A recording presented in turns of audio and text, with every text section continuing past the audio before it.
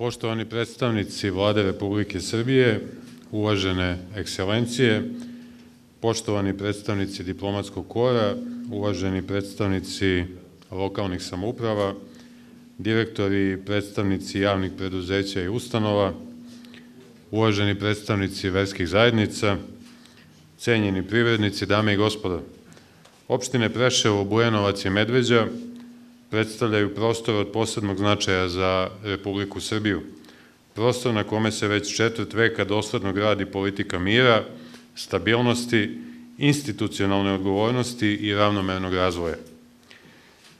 U jeku bezbednosne krize Vlada Republike Srbije i Vlada Savezne Republike Jugoslavije na sednici u Bujanovcu 16. decembra 2000. godine formirali su koordinaciono telo za opštine Preševo, Bujanovac i Medveđu sa jasnim ciljem da se kroz dijalog, institucionalnu prisutnost i koordinaciju svih državnih organa kao i organa lokalne samouprave obezbedi trajna stabilnost, mir, unaprede međunacionalni odnosi i stvore uslovi za ekonomski i društveni razvoj ovog dela Republike Srbije.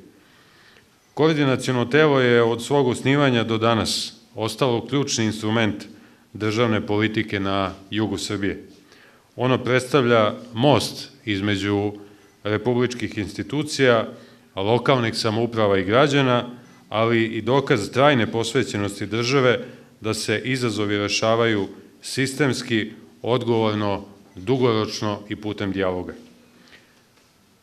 Posebnost ovog prostora ogleda se i u njegovoj multietičnosti.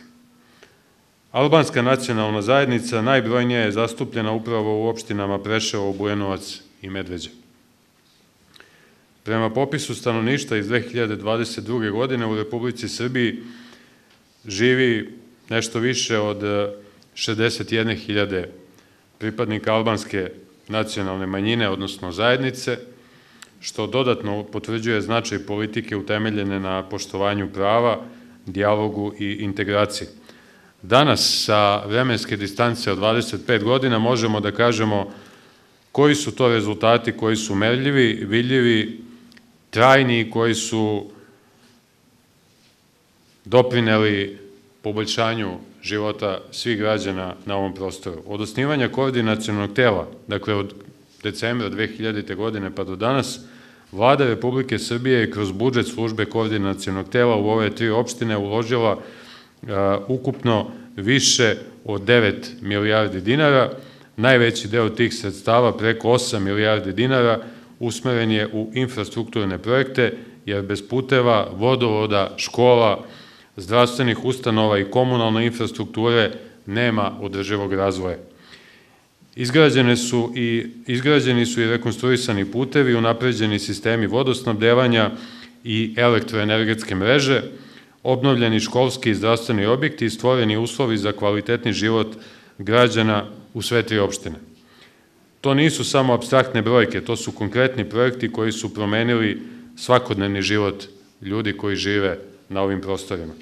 Posebno značajan segment ukupnog razvoja ovog regiona jeste unapređenje zdravstvene zaštite. Najznačajniji projekat iz oblasti zdravstva predstavlja izgradnja vanbolničkog porodilišta u Preševu, što je ujedno bio i jedan od ključnih i dugogodišnjih zahteva albanske zajednice nakon ukidanja ove zdravstvene ustanove 1989. godine. Ukupna vrednost investicije je iznosila preko 100 miliona dinara. Za potrebe izgradnje i opremanja vanbolničkog porodilišta služba koordinacionog tela izdvojila je nešto više od 55 miliona dinara. Dodatnu podršku obezbedio je program EU Progres, koji je finansirao medicinsku opremu u vrednosti od 255.000 evra, dok je preostala oprema nabavljena sredstvima službe koordinacionog tela, kao i sredstvima opštine Preševo. Vanbolničko porodilište u Preševu počelo je sa radom 13. jula 2015. godine. Ministarstvo zdravlja Republike Srbije odobrilo je i prijem 10 akušerskih sestara koje su putem konkursa Doma zdravlja Preševo primljene u radni odnos, čime je dodatno ojačan kadrovski kapacitet ove ustanove. Ovaj projekat predstavlja snažan primer kako institucionalna podrška i partnerstvo države, lokalnih samouprava i međunarodnih partnera mogu da daju trajne i konkretne rezultate koji se odnose na poboljšanje kvaliteta života građana. Jedan od strateških stubova državne politike na jugu Srbije jeste i obrazovanje. Kao što ste mogli da vidite iz ovog filma, otvaranje odeljenja Ekonomskog fakulteta Univerziteta u Novom Sadu u Bujanovcu 2011. godine predstavljalo je istorijski korak i snažnu poruku da Republika Srbija ulaže u znanje, mlade, kao i u budućnost ovog regiona. Nastava se od početka realizuje dvojezično na srpskom i albanskom jeziku uz puno poštovanje jezičkih i kulturnih prava. Do danas je na ovom odeljenju upisano više od 1300 studenta, dok je do oktobra 2025. godine diplomiralo 535 studenta na osnovnim i master akademskim studijama. Ovi mladi ljudi, i Srbi, i Albanci, i Romi, i svi drugi, predstavljaju danas obrazovni kadar koji ostaje u regionu, radi, doprinosi lokalnoj zajednici i jača njene kapacitete. Pored visokog obrazovanja, posebna pažnja posvećena je i podršci mladima kroz programe stipendiranja.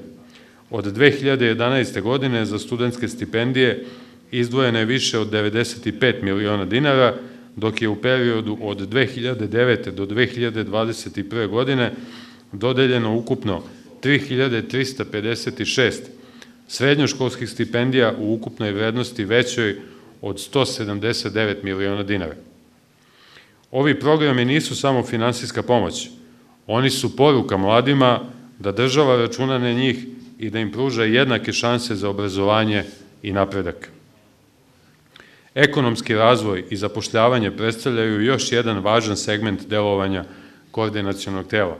Od 2012. godine do danas, kroz program subvencija za mikro i mala preduzeća i za preduzetnike, podržano je 210 privrednih subjekata sa ukupno odobrenih preko 508 miliona dinara, čime je otvoreno oko 350 novih radnih mesta. Na ovaj način jačana je lokalna privreda, podstaknuto preduzetništvo i stvoreni su uslovi da ljudi svoju egzistenciju grade upravo u sredinama u kojima žive.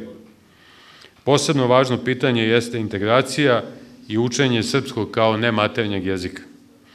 Kroz angažovanje asistenata u nastavi, obuke nastavnika, stručne analize i projekte realizovane u saradnji sa međunarodnim partnerima, unapređen je kvalitet nastave i stvoreni su bolji uslovi za obrazovnu i društvenu uključenost dece i mladih. Sve ove aktivnosti imaju zajednički cilj: jačanje poverenja, međusobnog razumevanja i stabilnosti. Dame i gospodo, dragi prijatelji, danas, 25 godina nakon osnivanja koordinacionog tela za opštine Preševo, Bujanovac i Medveđa, možemo da kažemo da politika Vlade Republike Srbije i predsednika Aleksandra Vučića predstavlja politiku kontinuiteta, odgovornosti i rezultata. To je politika koja ne deli ljude, već ih spaja.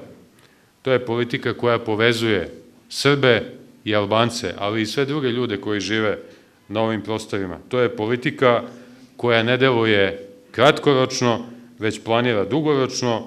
To je politika koja počiva na institucijama i kontinuiranom dijalogu. Pred nama su i dalje veliki izazovi, ali jasna opredeljenost Republike Srbije da nastavi sa ulaganjima, jačanjem institucija i stvaranjem uslova za dostojanstven život svih građana Preševa, Bujanovca i Medveđe. Hvala vam na pažnji.